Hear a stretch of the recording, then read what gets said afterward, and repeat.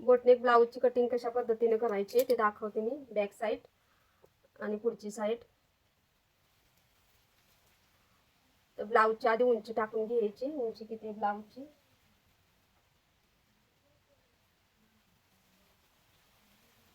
ब्लाऊजची उंची मोजून घेते.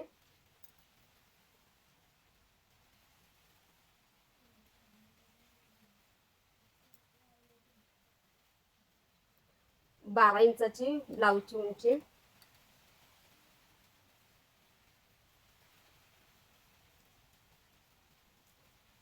एक इंच वाढवून घ्यायचे.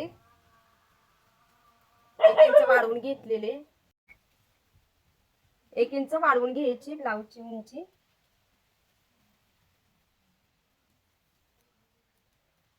शोल्डर बोटनेक साठी शोल्डर 7 इंच ठेवायचे.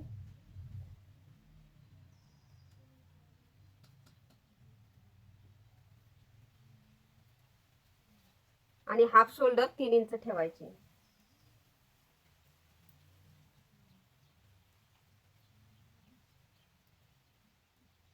गळा मी 10 इंचाचा घेतलेला आहे. तुमच्या पद्धतीने तुम्हाला किती पाहिजे असेल तेवढा घ्यायचा आहे. 10 इंचाचा गळा आहे आणि हाफ गळा 3 इंचावर टाकायचा आहे. 3 इंच हाफ गळा घेतलेला आहे. इथं गोल राऊंड घ्यायचा आहे. असं गोल राऊंड. मुंडा 5.5चा ठेवायचा आहे. मुंडा 5.5चा घेतलेला आहे.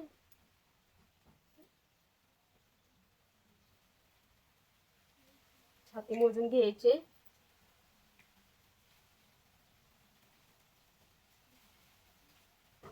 छाती 8 इंच आहे. छाती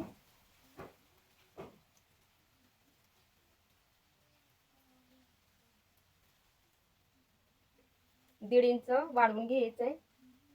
1.5-2 इंच वाढवून घेतलं तरी चालतंय, जास्त कमी असावं.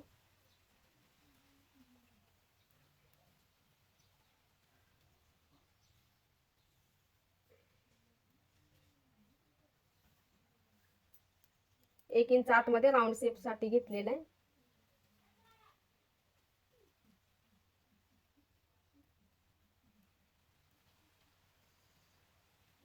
हे बॅक साइड मार्किंग झालेले. गळा मी नंतर काढणार आहे. गळा कसं काढायचं आहे ते.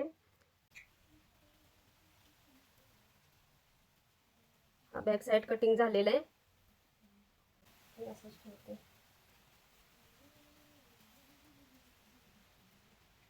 उंची जितकी पाठीमागची होती तेवढीच उंची पुढच्या साईडला टाकून घ्यायची.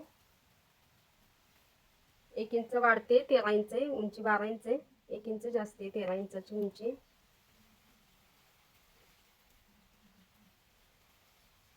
5 इंच शोल्डर घेतलेली होती.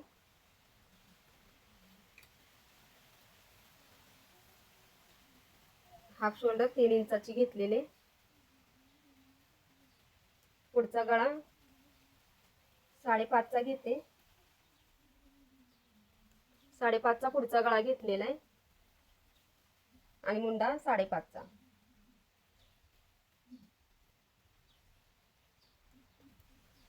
छाती 8 इंच आहे.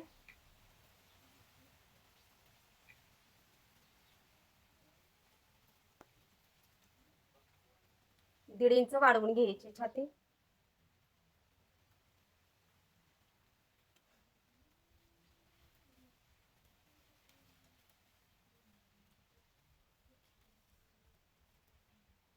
उंची आपली 1 इंच जास्त करून 13 इंच घ्यायची. 12ची उंची 1 इंच जास्त घ्यायची.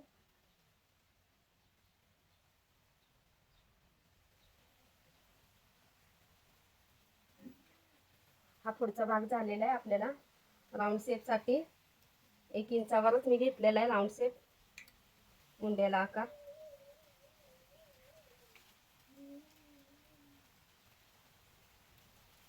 आता हे कटिंग करून घ्यायचे.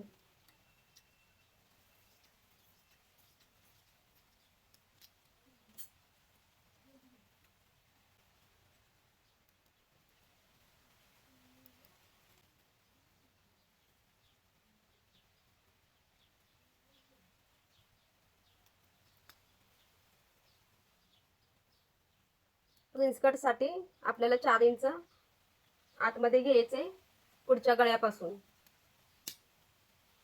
पुढच्या गळ्यापासून 4 इंच मी आतमध्ये घेतलेलं आहे टक्स, आणि उभा 4 इंच घेतलेला आहे. उभा टक्स पण 4 इंचावरतीच घेतलेला आहे. 1 इंच मी टक्ससाठी घ्यायचा, 1 इंच, आणि ह्याला असा हे शेप देऊन घ्यायचा आहे, मुंड्याकडे वळवून घ्यायचे.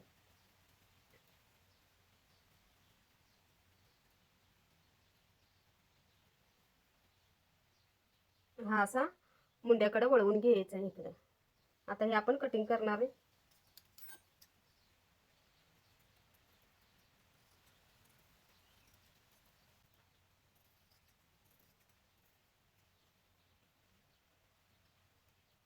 हे झालं आपलं बोटनेकचं कटिंग.